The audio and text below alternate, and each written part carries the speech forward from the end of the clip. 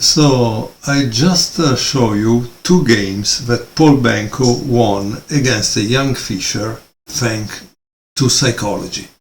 Well, tonight I want to show you a game that Benko lost very badly against Fischer. Funny thing is, I didn't plan to show you any games from this book. I just opened the book and guess what? This was game 46, I think.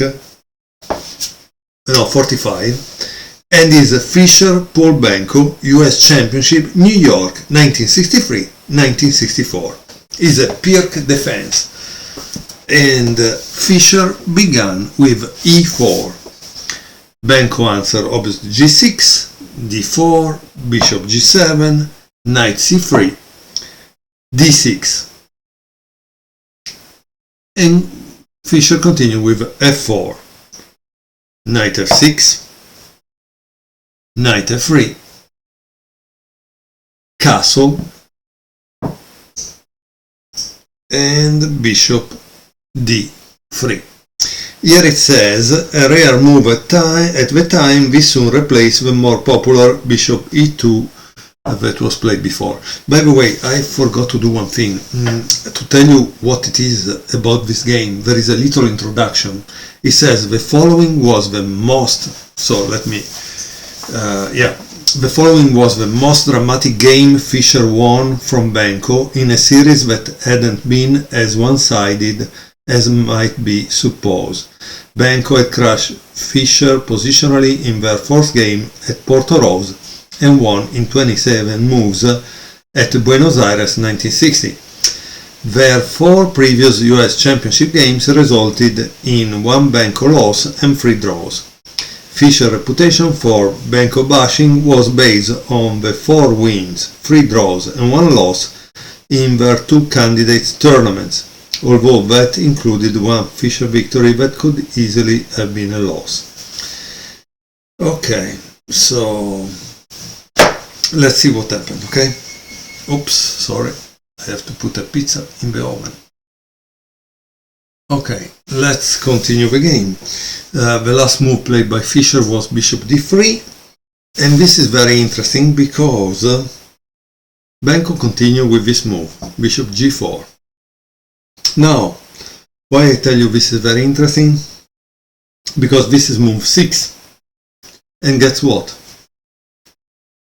The author, Soltis, give to this move a interrogative mark, a question mark, which means it's not good. But we are at move 6, so this should be theory, right? And here it says, this plausible strategy to win control of d4 was recommended in opening books of the day, such as Rabar and Timet's Savovska Otvorenia, which gave castle knight c6 as promising. Benko had experience with knight bd7, and then castle that was bad, a book move in 1963, followed by e5. So this was what he had experienced, this is what he played. How does Fischer continue here? Fischer continues with h3. Bishop takes h3, so f3. Queen takes f3. Knight c6. And bishop e3. Yeah. Okay. So on knight d7. Okay, here it says that black played e5. But on this move, knight d7, white has e5, which is much stronger than Benko recommended knight queen f2. Okay, yeah, makes sense. F5, e5 is okay. So what did he play in reality? He played e5 himself. Okay, and here there is a diagram, which means at this point you should calculate and see what you would play if you were in Fischer place, okay? If you were white, this is move 10, what would you play? it seems that he played d takes e5, while the move f takes e5 is a mistake. Why is a mistake? Because after d takes e5, d5, knight d4, queen f2, there is c6. The problem is that he gives this line and it doesn't give any other evaluation or what's going on here. So, I don't know. And sometimes, in my opinion, Soltis ends up the lines a little too early. Like, I don't know here what is the right move. So there is d takes c6, bishop takes d4. These are possibilities, right? Or it could just castle alongside and launch an attack on the king side. I don't have any idea. Honestly, I don't have any idea, because I don't know much about how to play against the Pirc.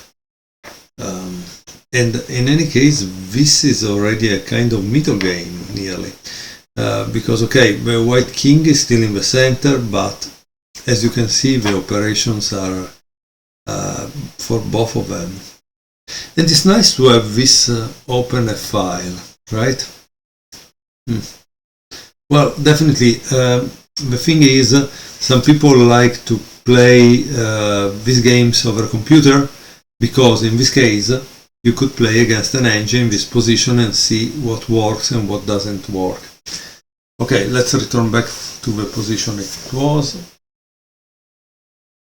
Okay, so we were in this position, and Fischer played the move d takes e5, which has an exclamation point, so it's good. It's followed by d takes e5, f5. I think this is the idea. That's why d takes e5 is good, because he wants to play this. And that's why f takes e5 wasn't good. That's, I think, the point.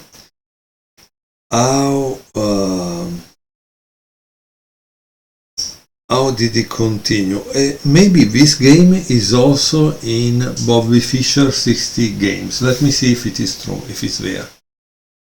Yes, guys, this game is game 46 of the 60 memorable games. So we see that some games are repeated over and over in different books, okay? However, this idea is definitely good. So g takes f5, and then he continue with... Now, how would you continue here? Would you take with a queen or would you take with a pawn? It seems that the best move is queen takes f5. But why e takes f5 is not good? Because, e4. And if you play knight takes e4, the problem is knight e5. No? And so it's kind of problematic, probably. But, okay, let's see what happens. So.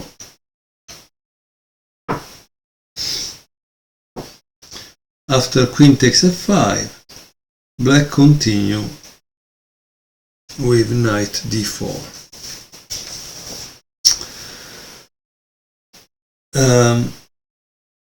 Now, if you think to take here, think twice. Okay? Try to think if it's convenient or not for you as white that move. Obviously, if you take here, please be careful, because obviously this is the next move. It says, what happens here? You cannot take with a queen because there is this, right? So you have to take with this. But if you take with that, take, I don't know. You have to calculate well, right? So be careful what you take.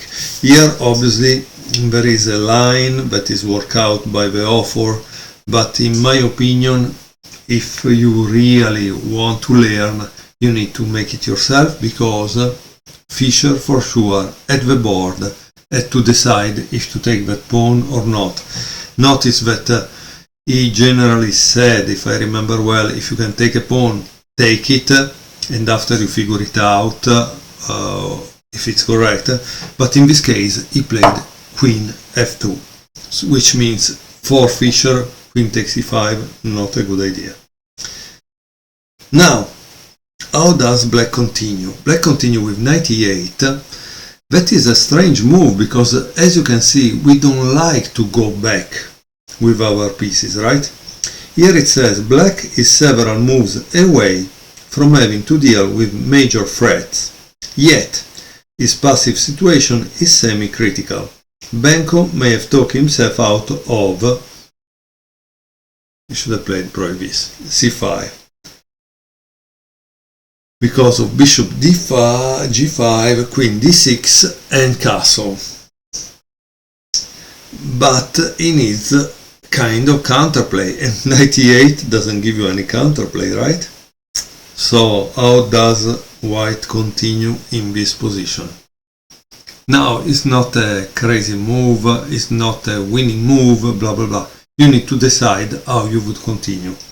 And honestly, you will learn more from a quiet position like this one, in which you must make a simple decision, than from all the tactics. The move is a castle. So you see, also to decide on which side to castle can be a kind of problem. Black continue with knight d6, and obviously here the idea is f7, f5, c5, c4, so knight d6, now we understand why he played knight e8, okay? But obviously white has some tempi, right? And so he's gonna use them.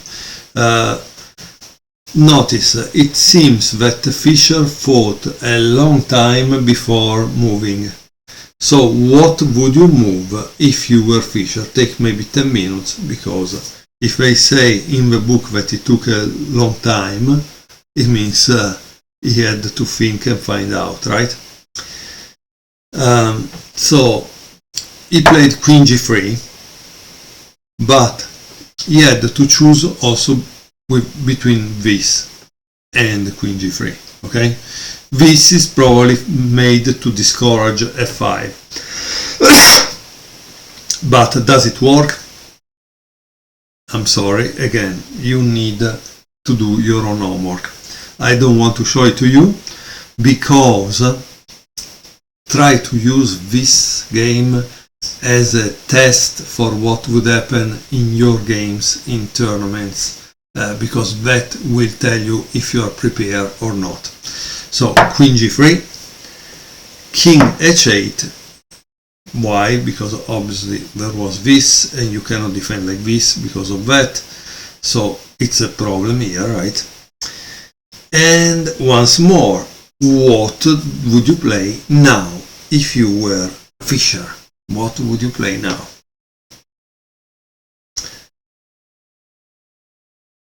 Queen g4.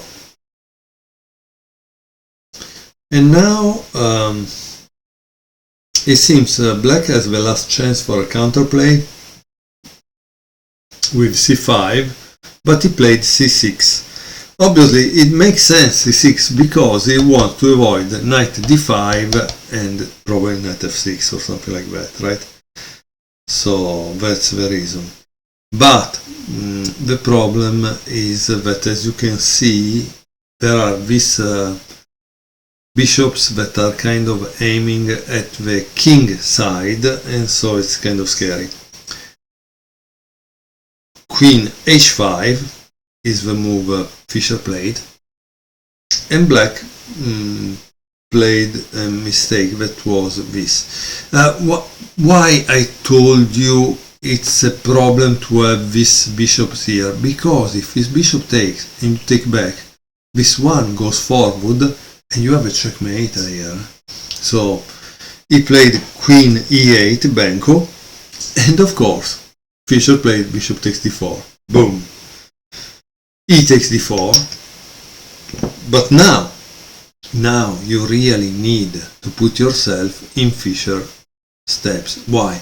Because if you play this, obviously you could play this, right? So what do you do precisely here? Because notice,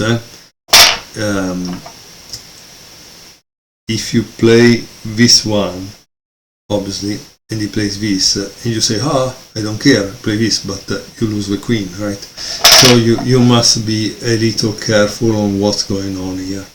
I think, as you can see, you can learn tactics also from watching games of very good players like Fischer, and in this case, you need to pause the video and think, what would you play if you were white, now that you know what is the problem? You want to give checkmate here, but the problem is this pawn. What do you do? Right? Fischer played rook f6. Boom! In practically, he is freezing the f7 pawn, right? So what black played was king g8, but e5, and then there is h6, otherwise there is checkmate on h7. And of course, now there is the final move of the game, that is knight e2. Here it says the attack knight cannot move. For example, if he plays knight b5, there is queen f5, and here there is the checkmate, right? So that's why he cannot move away, because he wants to keep this square. But what does happen if you play this? Obviously that this is the next move, and then the game is over, right? Because queen h7 and it's over. I hope you enjoyed this game by Fischer in this wonderful book by Soltis. I really like Soltis. I didn't know it was also in this other book, Mea Culpa. And of course, we will watch many more games by Fischer now that we have a reproduction from the set, the chess set that they used in 1972 for the World Championship. This was used between Fischer and Spassky.